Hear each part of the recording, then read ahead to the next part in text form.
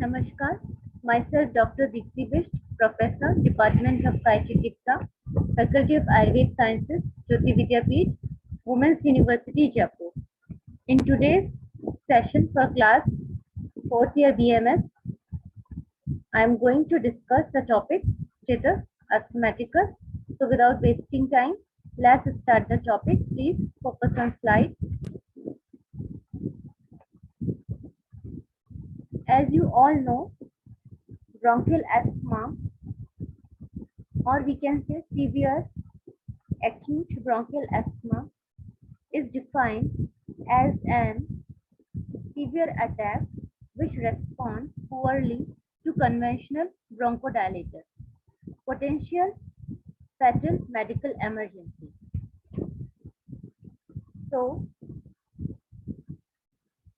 it is considered on the basis of intensity rather than the duration of acute episode, which is more critical in such cases.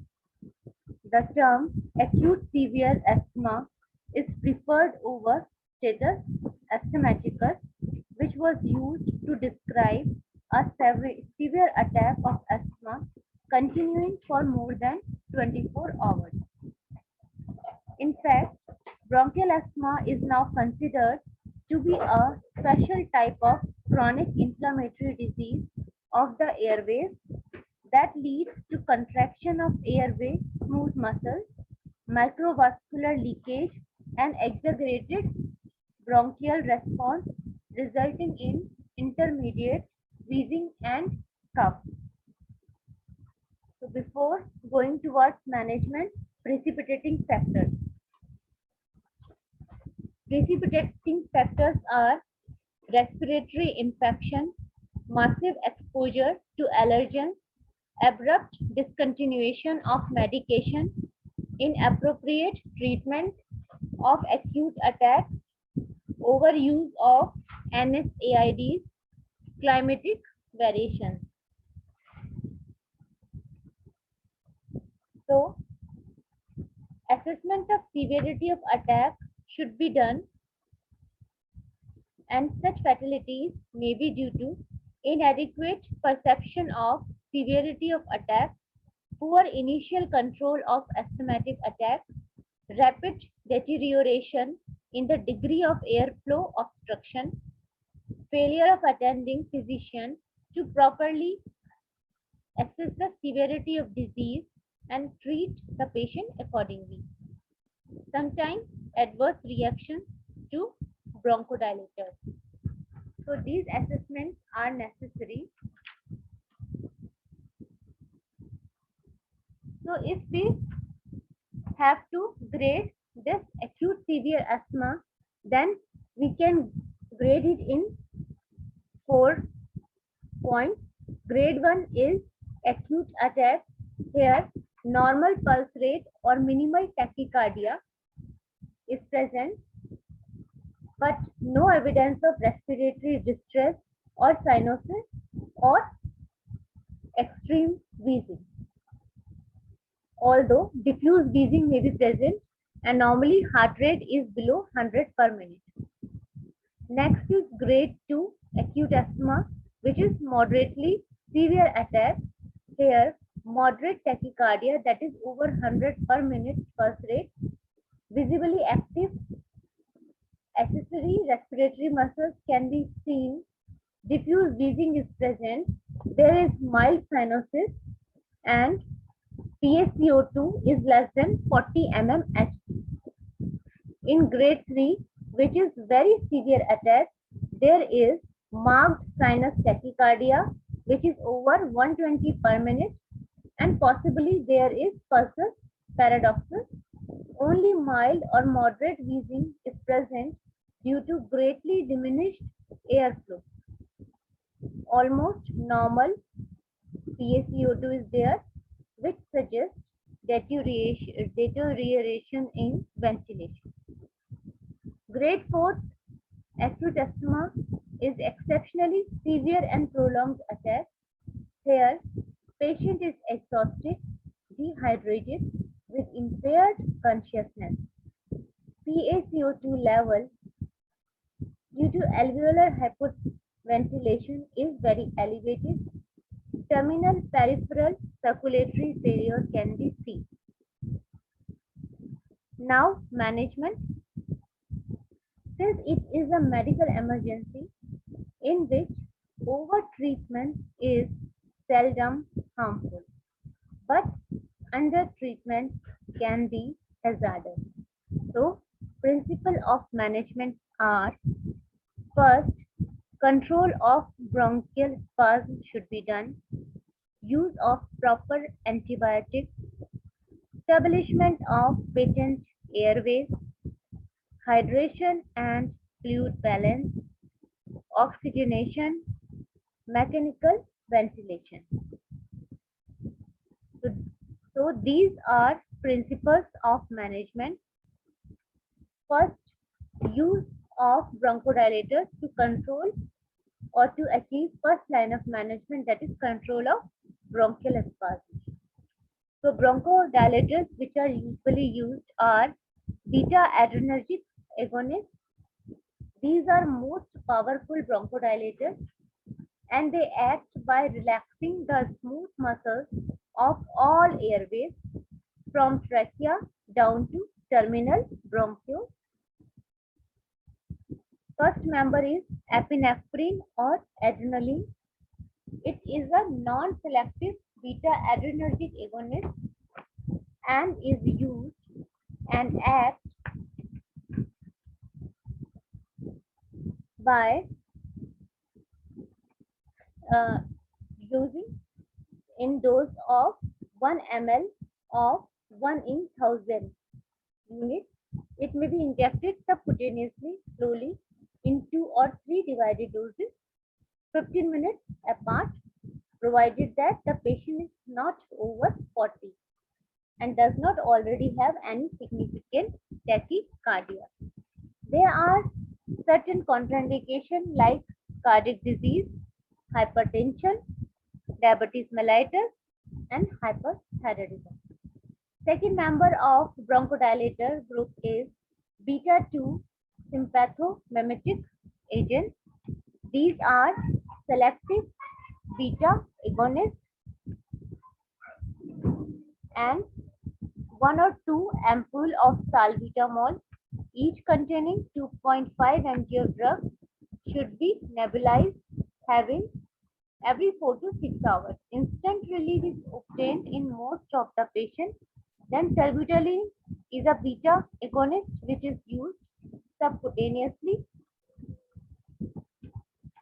Some additional bronchodilators are there which include anticholinergics like ipratropium bromide and theophylline like aminophylline. These are less potent than beta agonist. Aminophylline is initially given in a loading dose of 5 to 6 mg per kg IV slowly over 10 to 15 minutes, and then this is followed by continuous IV infusion at the rate of 0.6 to 0.9 mg per kg per hour. Total dose not exceeding 2 grams per 24 hours.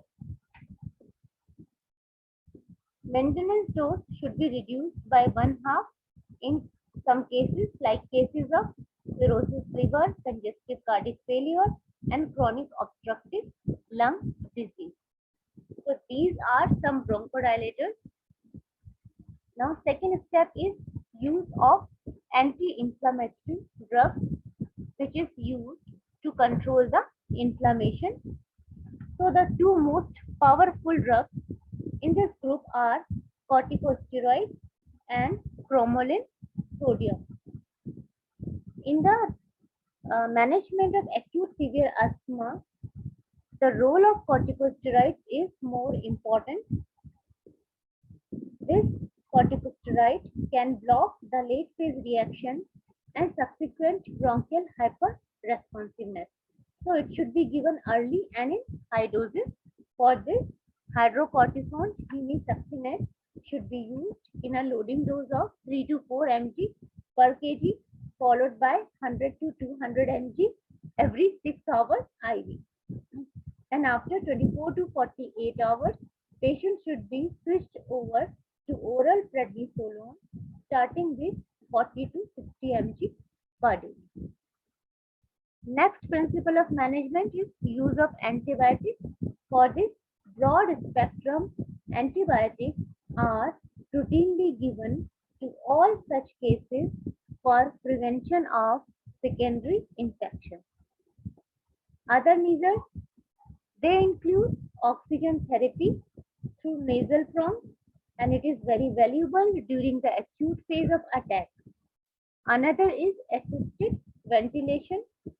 Patients of acute severe asthma who fail to respond to initial intensive treatment should be considered for assisted ventilation, especially in patients who are confused or drowsy.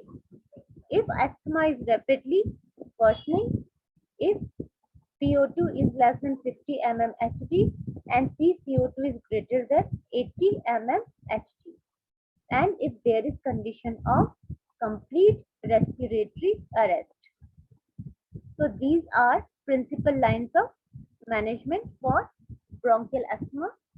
After the management of this acute severe asthma, the therapeutic intervention that should be done after recovery from acute stage are the use of medications should be carefully planned, keeping in view of some guidelines like prednisolone tablet 30 to 40 mg daily should be given for 1 to 3 weeks with very gradual tapering.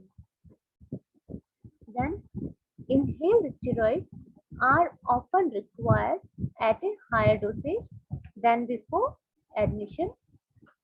Inhaled short-acting beta-2 agonists should be used 3 to 4 times a day or as often as necessary. Oral therapy must include long-acting preparations of theophylline and beta-2 agonists. A peak expiratory flow meter is prescribed. Its use taught and patient is advised to use it. The first follow-up is best arranged within a week. All types of bronchial irritants should be avoided. Adequate fluid intake should be ensured. Proper nutritional diet supplements should also be advised. Expectorant are of no proven value, hence they should be avoided. So this is all about management of acute severe bronchial asthma and therapeutic intervention which should be done after the recovery from acute stage. And then patient should also be advised regarding the factors that can aggravate acute attack of asthma.